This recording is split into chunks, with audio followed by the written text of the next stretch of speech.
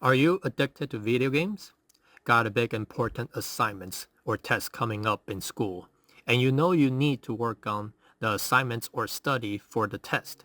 But instead, that little voice, that urge to play video game takes over, and you decide to play for just 10 minutes. Just 10 minutes, and you will get back to your important tasks. That 10 minutes turns into 10 hours, and you tell yourself that you will study or finish the assignments tomorrow. Tomorrow you will be good and disciplined. Then tomorrow the same thing happens. Your assignment is rushed and incomplete. You got a failed score on the exam or barely passing if lucky. You know you can do better if you're disciplined and apply yourself. The worst of all, you know in the back of your mind that you will do the same thing again. Maybe you're done with school and you are working a full-time job. You got work the next day and you know you should sleep early.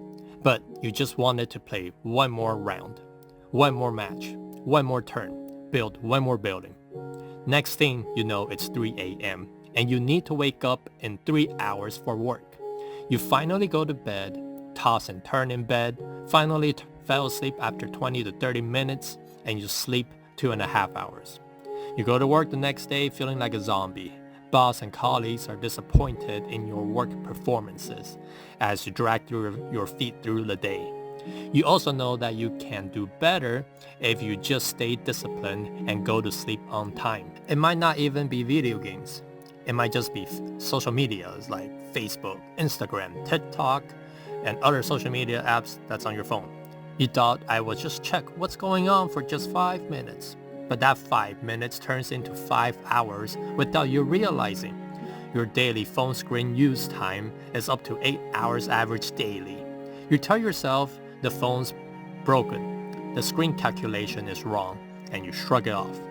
The worst of it is, somewhere in the back of your mind, you know you need to control your urges, but you can't seem to control your mind. Almost as if your mind gets hijacked and something took over your mind and you're off to playing video games or going on social media.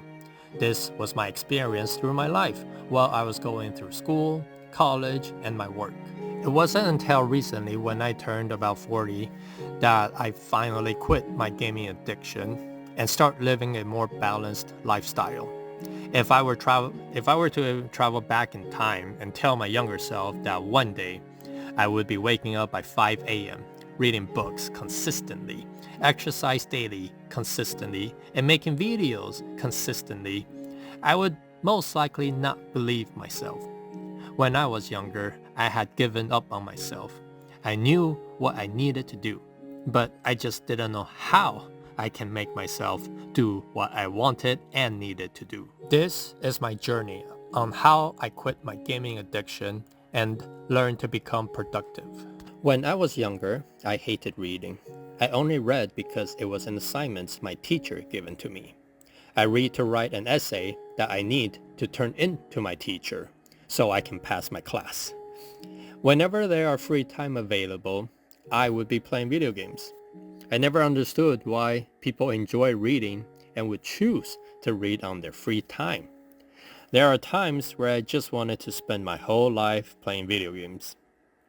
It was the only thing in the world that brought me true joy and happiness. I loved all genre of games. I started playing Mario on the old original NES when I was around 3 years old.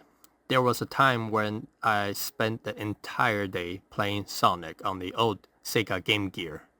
Then Super Mario Bros. 3 and Super Mario World on the SNES. Then the N64 came out and I was very hooked on the Zelda, the Ocarina of Time. That game was and still is a masterpiece. Then I moved on to computer gaming, played a lot of StarCraft and Counter-Strike in high school. I also spent a lot of time playing Warcraft 3, then played a lot of World of Warcraft. I would say some of the top games that would just drain my time away without me realizing is Team Fortress 2, Civ 5, Factorial, Skyrim, and most recently, Minecraft. These games are just personally very addicting. I just lose track of time completely, and my whole day, my whole week, my whole month would just be gone. Once I realized that, I slowly learned to force myself to not play those games and just play less addicting games instead. Eventually, I got married and had kids. When I had my babies, I just had to stop playing. I didn't play until my kids are older, but that was just a pause on my gaming. It didn't stop the gaming urges. I just stopped playing out of sheer responsibilities of being a dad. When my kids grew older and didn't need constant care like newborn babies, I started playing again. Mostly just Minecraft, sometimes playing Minecraft with my son. So recently, at the beginning of this year, in January of 2026, I started to practice self-discipline and self-improvement habits. I was introduced to the concept of Kaizen, or also known as the atomic habits. Basically, one small step lead to big changes. I wanted to change and I wanted to do better. I decided to adopt this and give it a try. At first, it didn't seem like much. My first small step is to walk for 5 minutes daily. It seemed so small and insignificant. What is 5-minute daily walk going to do? How can walking 5 minutes daily change me? I decided not to question it. It's just 5 minutes of walking. I can spare 5 minutes. Somehow I was curious. YouTube was recommending me random videos of self-improvements talking about atomic habits. I would watch them and I would decide to just trust the process and follow through. 5 minutes of walking was easy for me. I would do it daily without fail. One day, I decided to start stretching. I had never been able to touch my toes, so I figured I would try to add stretching daily to my daily to-do list. So I was walking daily and stretching daily. It was easy and I felt very good stretching, getting more flexible and getting closer to reaching my toes each week. I think after 2 or 3 months of daily stretching, I was finally able to touch my toes. It was an accomplishment. Quite surprising too. I think that's when I added daily push-ups. Started with just 5 push-ups daily. And that small atomic habit just kept evolving from there. These small habits did eventually lead to me reading daily. It started with just 2 or 3 pages daily, then just slowly evolved to more pages. Finally, when I am out and done with school, I learned to enjoy reading. I remember my first book that I picked up that helped me discover the joy of reading was Mistborn by Brandon Sanderson. I read a lot of other fantasy books after that Mistborn trilogy. I really enjoyed fantasy, and after reading a few fantasy books, I tried out some sci-fi books. Then I started reading non-fiction books. Recently, I have been reading psychology books that contributed to my self-improvement journey. Then I added making videos to my daily habits. I added making videos because both exercise and reading were inputs, and I was not making any outputs. Making YouTube videos seemed like a nice output. It helps me with my writing skills through writing my scripts. It helps me with speaking and communication. And it helps me learn video editing as well. All these skills from making videos were skills that I really needed to work on. I had always been bad at writing, and I have always been told I talk too quietly, and I needed to talk more clearly so people can understand me better. At the time of writing this, it has been 5 months of me just focusing on self-improvement, staying consistent, and accomplishing my daily habits and routines. One day, I reflected and I realized that I don't have any more urges to play video games. I would still play with friends, family, and my kids. It's more of a social play, similar to how some people just social drink. I think just like everything in life, there needs to be a healthy balance. Both drinking and gaming are addictive, and it is important to do these activities in moderation and have balance. There are times that I think about my gaming addiction and wonder why I was so obsessed with playing video games uncontrollably. It might just be me trying to escape real life due to my failures in life. Failing to do good in school, failing my classes in college, failing to keep my jobs. All these failures and pressures and stress in real life has caused me to escape to a gaming world where I am a successful hero, saving the world in Mario, Zelda, etc. Successfully leveling up and getting stronger visibly, like a visible progress in World of Warcraft, winning rounds in StarCraft, Counter-Strike, and Team Fortress. In gaming, I don't feel like a loser. This is the uncomfortable truth that I had to confront in my self-improvement journey. Everyone struggles. Even the richest person in the world didn't achieve success overnight. In fact, his Tesla company faced many threats of bankruptcy during the early stages.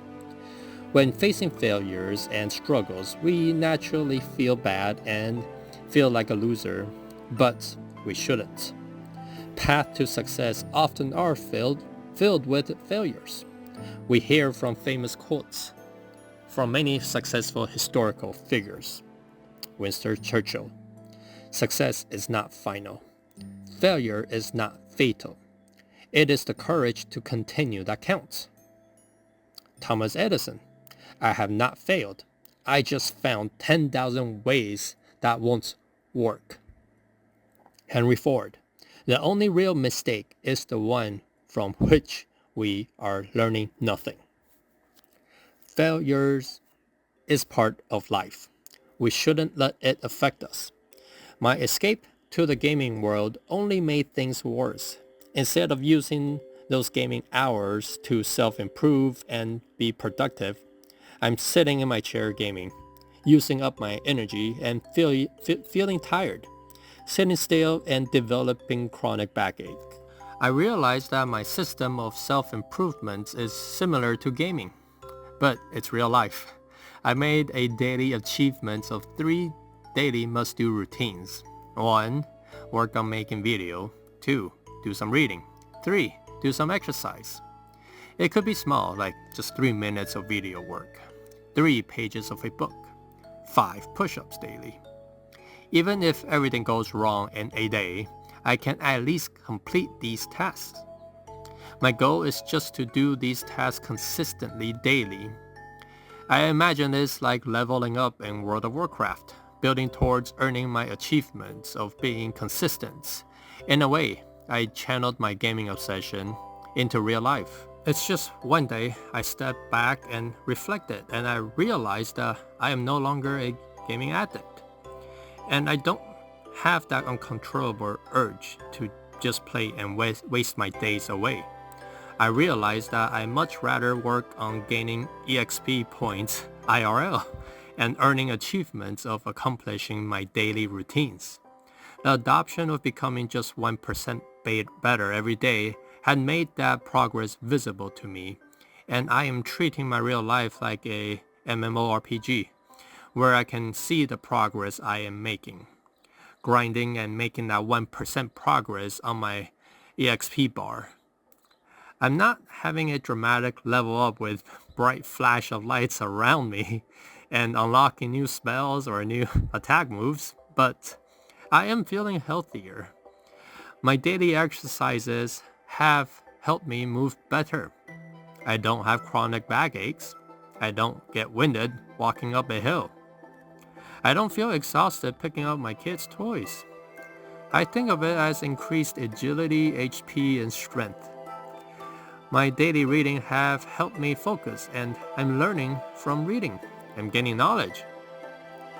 I think of it as increased intelligence stats. The increased attention and focus is like mana or energy. Making videos on YouTube is more like a side crafting, like kind of making armor or other crafted items. I think this shows how important it is to stay consistent, and on top of staying consistent, it is also very important to take the time to reflect and list your achievements. This way you are able to see the progress you are making. Don't dismiss these small progresses. These small progress is what leads to the changes. A lot of people tend to dismiss small progress and feel unproductive and give up. Movies has made us believe all changes and improvements are dramatic, like how Rocky Balboa got up one day and ran for miles and trained all day and fought and beat Apollo. But in real life, changes happens very slowly and progress are very small.